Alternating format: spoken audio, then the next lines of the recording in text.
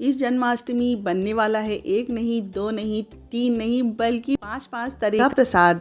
मतलब कि कान्हा जी के जन्म पर हम उनकी भोग की थाली तैयार करेंगे, जिसमें 5 तरह का प्रसाद तैयार करेंगे। तो hi guys, welcome to my channel cook with Hema. तो चलिए इस रेसिपी को शुरू करते हैं। इसमें आपको एक से एक रेसिपी मिलने वाली है। तो सबसे पहले हम तैयार करेंगे मेवा पाक बर्फ़ी।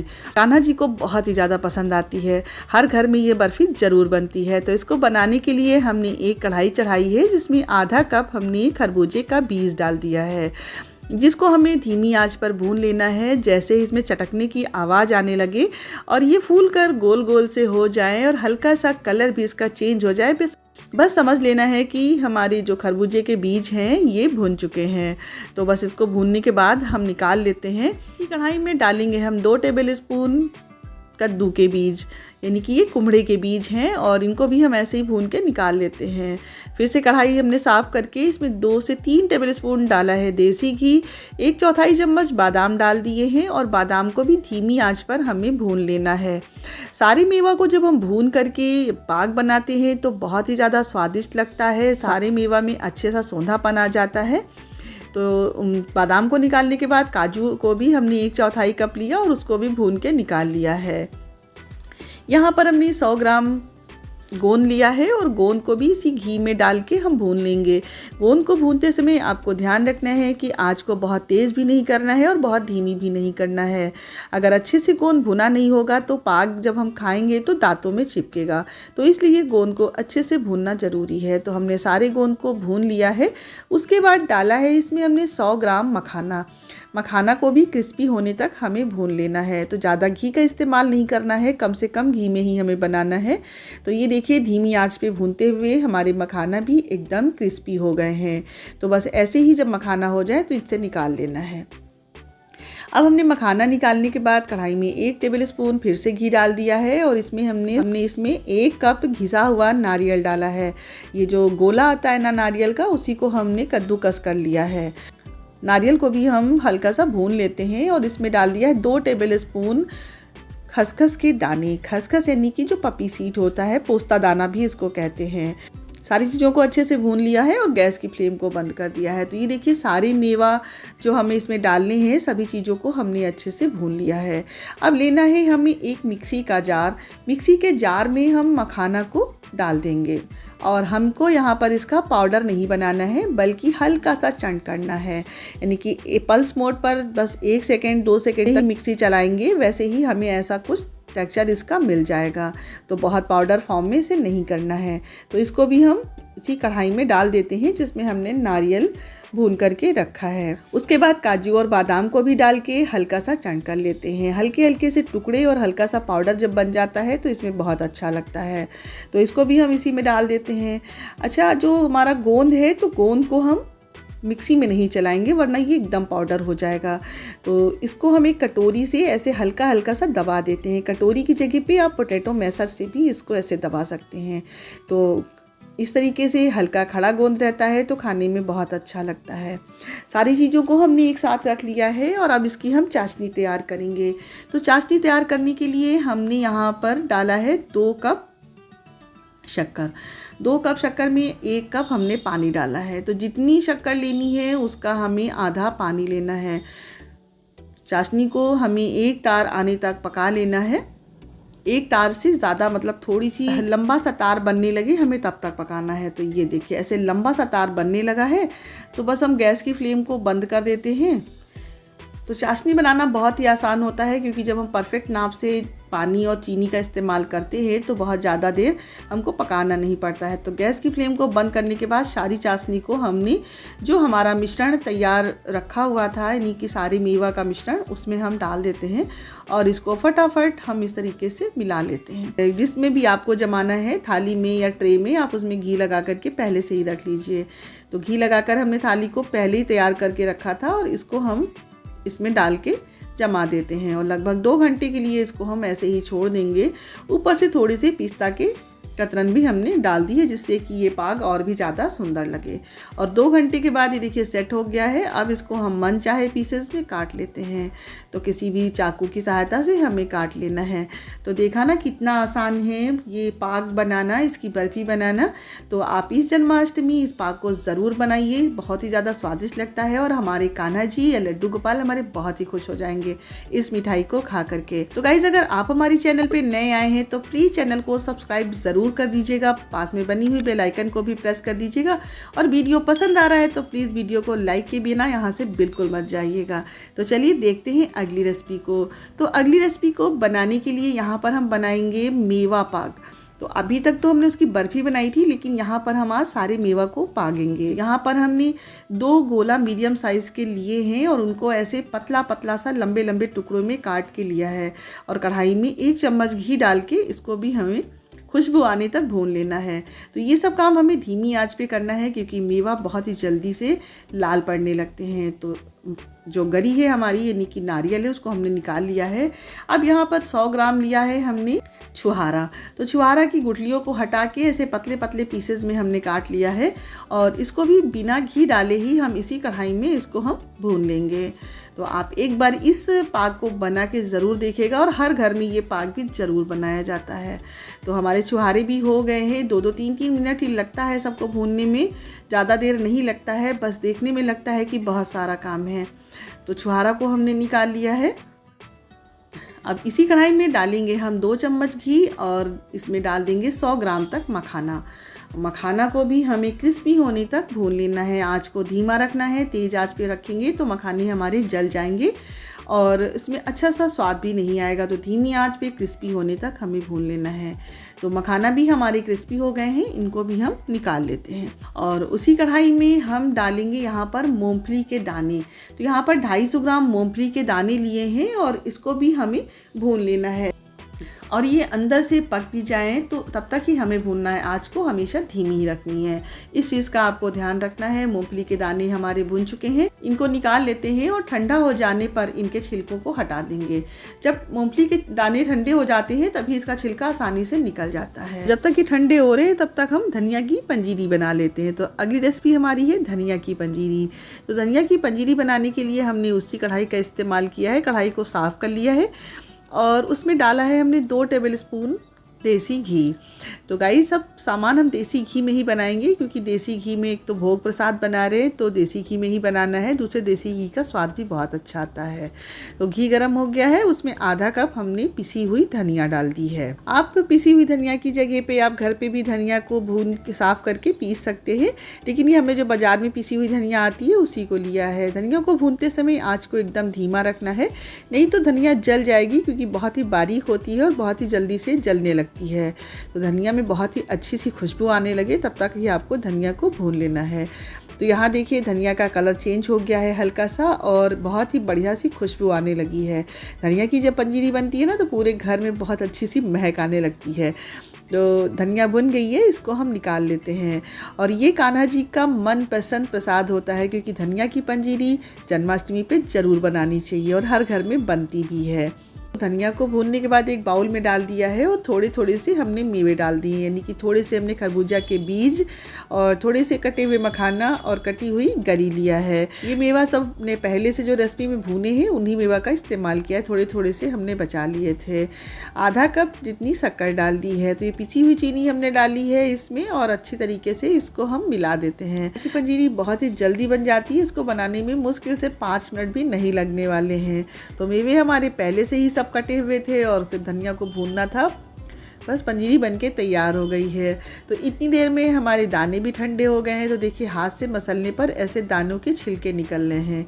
तो आप चाहें तो छिलके को हाथ से मसल के निकाल सकते हैं, नहीं तो एक कोई मोटे कपड़े में ऐसे डाल करके और हाथ से मसल करके इसके दाने के छिलके को निकाल सकते हैं। तो यहाँ पर देखिए सारे छिलके निकल गए हैं। आप चाहें तो इसको थाली में पछोड़ सकते हैं या सूप में डाल के पछोड़ सकते हैं, लेकिन उससे काफ़ी गंदगी हो जाती है किचन काउंटर पे।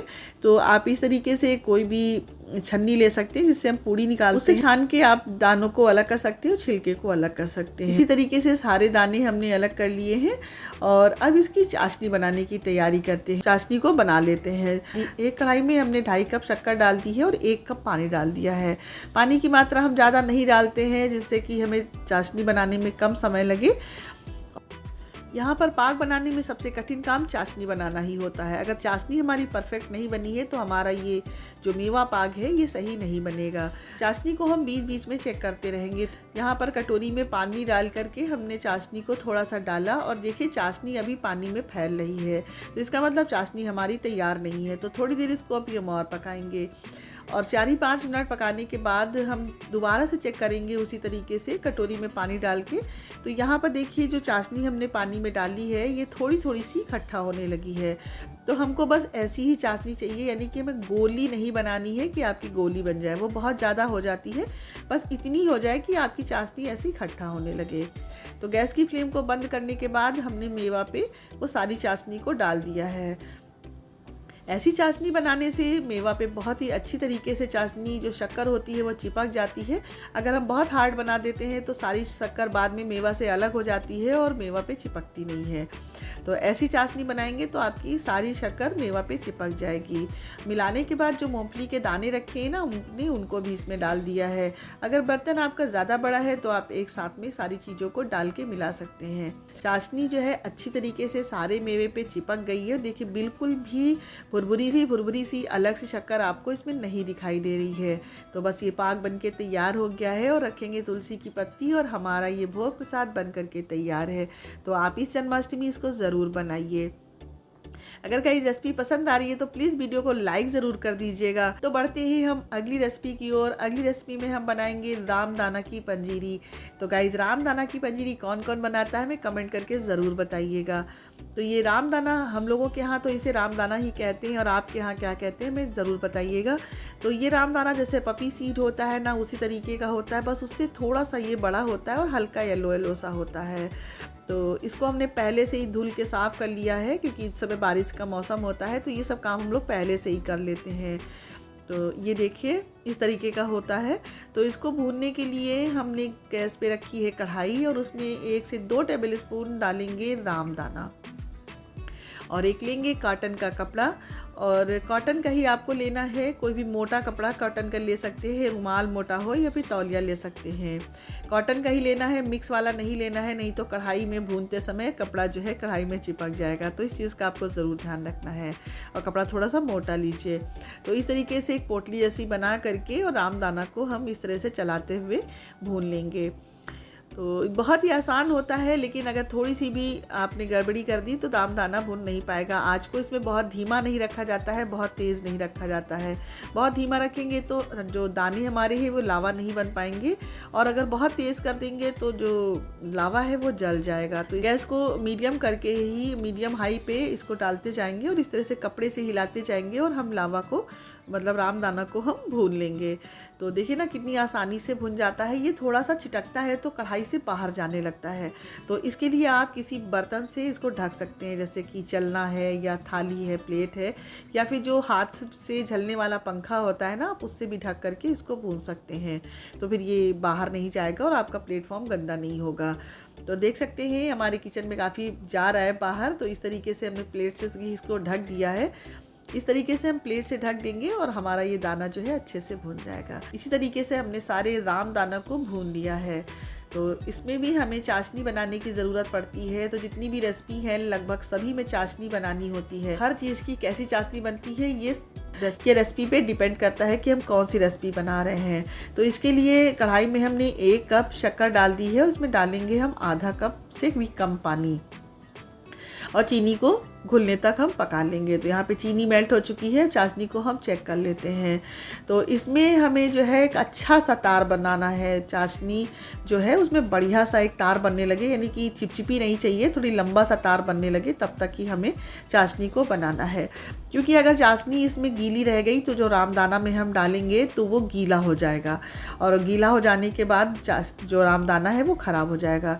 और जब चाशनी हमारी इस तरह से लंबे तार की और थोड़ी सी गाढ़ी कड़ाही बनेगी तो रामदाना में जाने के बाद वो एकदम भुरभुरी सी हो जाएगी और जो हमारी रामदाना की पंजीरी है वो कभी भी ख़राब नहीं होगी। तो इसलिए चाशनी का इसमें विशेष ध्यान रखना होता है। चाशनी बनाने के बाद हम एक बड़े बर्तन में रामदाना को रखेंगे और सारी चाशनी को हम इसमें डाल देंगे। डालने के बाद हमें फटाफट किसी स्पैचुला की सहायता से इसको मिलाना है।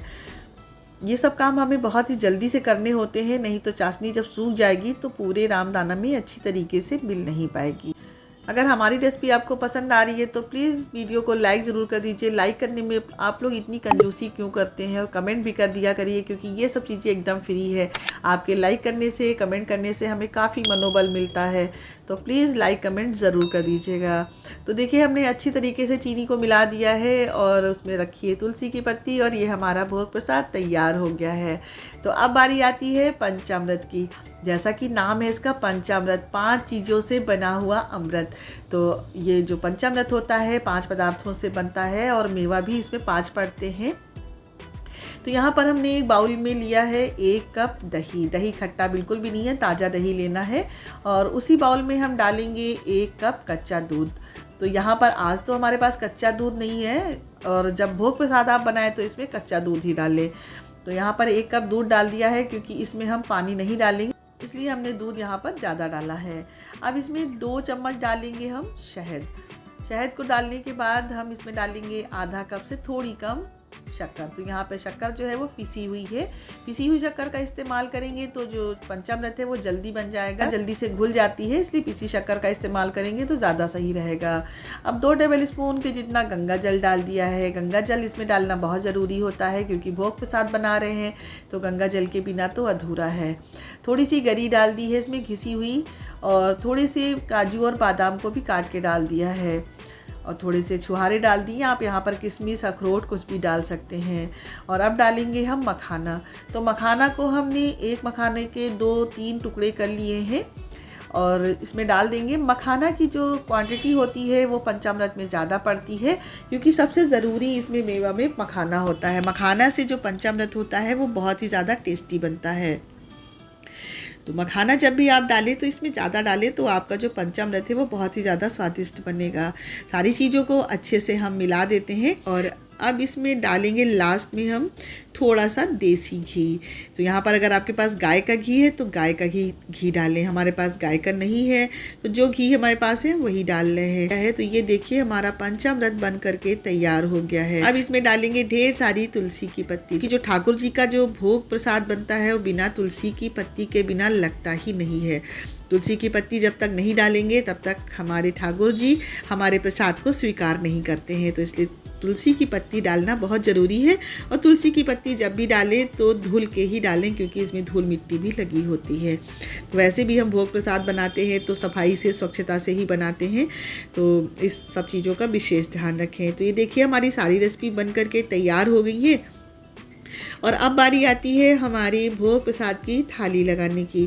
तो चलिए फटाफट हम थाली को भी लगा लेते हैं। एक हमने बड़ी सी थाली ली है, तो उसमें सबसे पहले हमने रखा है पंचमेवा पाक, उसके बाद हमने रखी है मेवा की बर्फ़ी, और तीसरे नंबर पे रखा है हमने रामदाना की पंजीरी, चौथे नंबर पे रखी है धनिया की पंजीरी जो हमारे कान्हा जी को बहुत पसंद है, और 5वें नंबर पे आता है पंचामृत। तो ये देखिए हमारा सारा भोग बन करके एकदम तैयार हो गया है, और बहुत ही जल्दी से हमने बनाया है। आप भी इसी तरीके से अपने घर में जब जन्माष्टमी पे कृष्ण जी का जन्म करें तो सारा भोग प्रसाद बनाएं, और हमें कमेंट करके ज़रूर बताएं कि हमारी रेसिपी आपको कैसी लगी, और ये भी बताएं कि इनमें से आपको कौन सी रेसिपी सबसे ज़्यादा अच्छी लगी। तो अगर वीडियो पसंद आता है तो प्लीज़ आप वीडियो को लाइक ज़रूर कर दीजिए, कमेंट कर दीजिए। चैनल पे नए आए हैं तो चैनल को सब्सक्राइब भी ज़रूर कर दीजिए। तो गाइज़ मिलते हैं आपसे अगले वीडियो में एक नई रेसिपी के साथ में। तब तक के लिए ईट हेल्दी, थिंक हेल्दी।